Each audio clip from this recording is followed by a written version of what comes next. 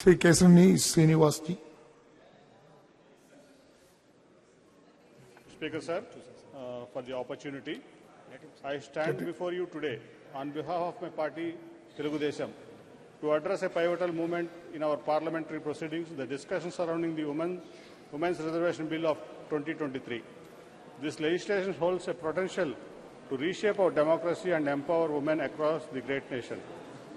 First and foremost, I want to commend the government and the Honorable Prime Minister, Shri Narendra Modi ji, for taking this bold step towards achieving gender parity in our political landscape. The Women's Reservation Bill, if passed, will reserve 33% of seats for women in the Lok Sabha and the state legislative assemblies, making a significant stride towards the gender equality and female empowerment. The need for such a bill cannot be overstated.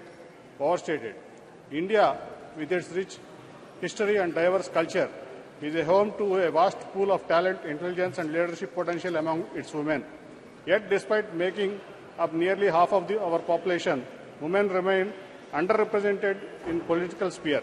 This bill addresses the imbalance head-on, recognizing that true democracy can only thrive when all voices, irrespective of gender, are heard and valued. But let us not forget that the call for gender equality and the respect for women's roles in our society are deeply embedded in our culture, tradition and history. From our ancient texts to our rich mythology, Indian culture has celebrated the divine feminine energy. Goddesses like Saraswati, Lakshmi and Durga symbolize wisdom, prosperity and strength respectively. This profound reverence for the feminine underscores the fact that the empowerment of women is not just a modern concept, but a timeless value woven into the fabric of our civilization, sir. Sir, in our history, we find inspiring examples of women who displayed unparalleled courage and leadership. Women like Rani Lakshmibai of Jhansi and Rani Rudrama of Kakatiya dynasty, a Telugu lady, often referred to as warrior queens, valiantly resisted colonial rule and continue to inspire us today. Thank you, Madam. The Disaster Management Amendment Bill 2024 is a timely legislation brought by the government to address the increasing frequency of the natural disasters in our country. From 2015 to 2023, funds released to SDRFs have nearly tripled, rising to 1 lakh crores under the leadership of our Honorable Prime Minister Narendra Modi ji and Minister of Home Amit Shah ji. The bill focused on critical needs to address risks from extreme climate events like heat waves, floods and storms. Over 40% of Andhra Pradesh area is prone to tropical storms. From 2014 to 20, it experienced the highest number of cyclones in India, including the devastating events such as Cyclone Hudhud and Titli.